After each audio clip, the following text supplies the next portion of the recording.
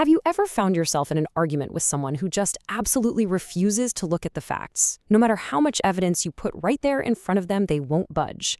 Well, welcome to this explainer, where we're diving deep into the fascinating psychology of why changing your mind is actually your ultimate superpower. Today, we're going to explore the architecture of cognitive flexibility, and we'll unpack exactly why a rigid mindset isn't the sign of strength we often think it is, but rather a self-imposed mental prison. So if you've ever wondered why some folks seem literally incapable of adapting to new information, or if you just want to make absolutely sure you aren't falling into those exact same psychological traps yourself, you are definitely in the right place. All right, we're going to kick things off with a pretty brutal psychological truth, one that immediately challenges what a lot of us fundamentally believe about strength. It turns out consistency, it isn't always a virtue. We've been handed this cultural narrative about what it means to be a reliable, strong person, but modern psychology tells a remarkably different story. Section 1. The myth of conviction. Conventional wisdom tells us that having these firm, unshakable beliefs is the ultimate sign of character. We're taught that sticking to our guns and standing our ground proves that we are deeply principled people. We even praise leaders who never ever back down. But psychology reveals a much darker reality here. What society applauds as standing your ground is actually, very often, cognitive rigidity. It's an absolute inability to think flexibly or adapt when reality itself shifts. Think about it. When your environment changes, but your mind outright refuses to budge, you aren't being principled. You're just stuck. There is a fantastic quote that gets right to the heart of this. Real intelligence is not about being right, it is about being hard to fool, especially by your own mind.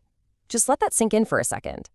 If your beliefs simply cannot evolve, your potential for growth is effectively dead. True intelligence isn't about maintaining this stubborn, unyielding certainty. Instead, it's about actively protecting yourself from your own mind's tricks and biases.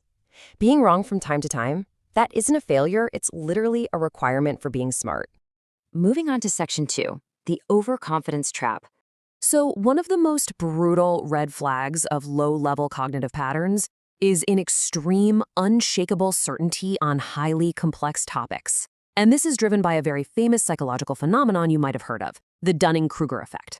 Basically, this happens when individuals with lower competence just lack the self-awareness required to recognize their own gaps in knowledge. They literally don't know what they don't know.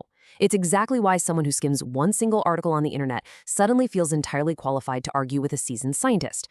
And the gap this creates is incredibly dangerous. You get this situation where confidence scales up rapidly. It shoots right through the roof, while competence stays dangerously low. When confidence grows that much faster than actual competence, people just become loud rather than wise. They dominate conversations with absolute conviction, completely oblivious to the fact that their foundational knowledge is lacking. It's a total illusion of expertise, and honestly, it can happen to the best of us if we aren't paying close attention. On the flip side of that loud overconfidence, highly intelligent minds do something really interesting. They automatically question themselves. They don't see doubt as a weakness at all. They actually use it as a finely tuned tool for accuracy. If you're constantly checking your own blind spots and second-guessing your initial knee-jerk reactions, well, you are already operating on a much higher cognitive level than the guy in the room who claims to have all the answers. Which brings us to Section 3, the oversimplification fallacy.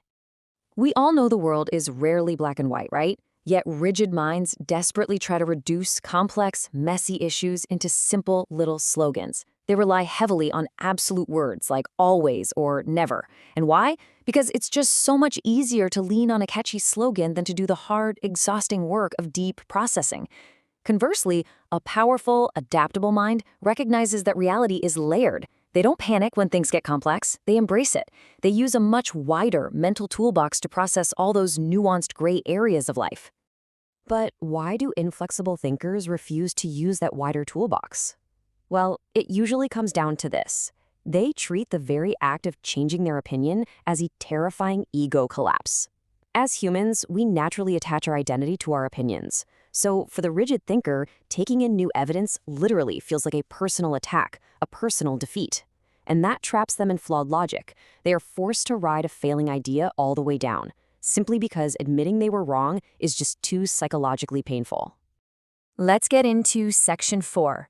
Intelligence in action. So how do we fix this? The absolute hero of our story is a concept called metacognition. It's a big word, but it just means the practice of turning your attention inward to actively observe and analyze your own thinking process. Highly intelligent people don't just blindly accept their thoughts as the absolute truth.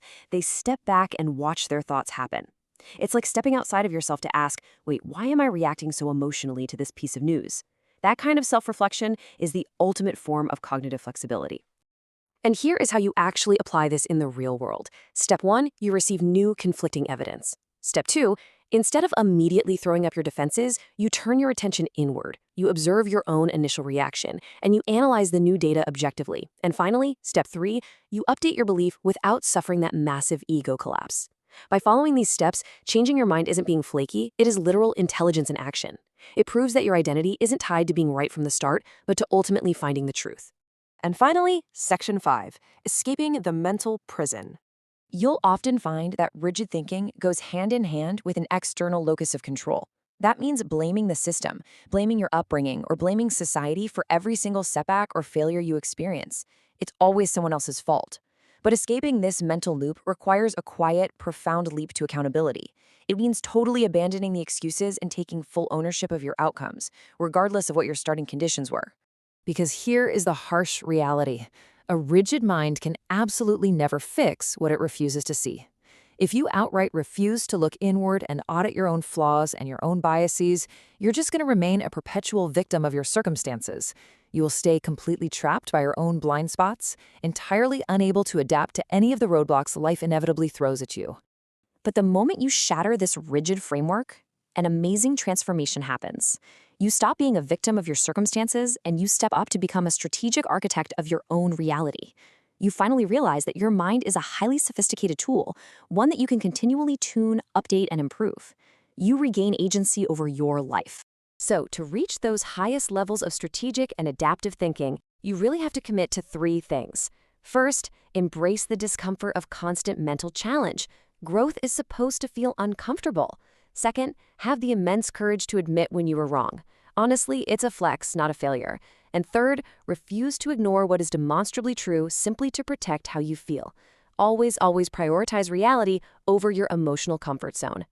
Basically, every single time you face new, conflicting information in your life, you're faced with a stark choice. Are you going to desperately protect your fragile ego, or are you going to actively protect your long-term potential for growth? Because the truth is, you cannot effectively do both at the same time. I want to leave you with this final, provocative thought to help you audit your own mind today. Look deeply inward and ask yourself, which of your beliefs are you most afraid to question? Seriously, think about it. Because the answer to that is likely exactly where your mental prison begins. Thank you so much for joining me for this explainer. Keep challenging your own thoughts, and I'll catch you next time as we continue to decode the fascinating worlds around us.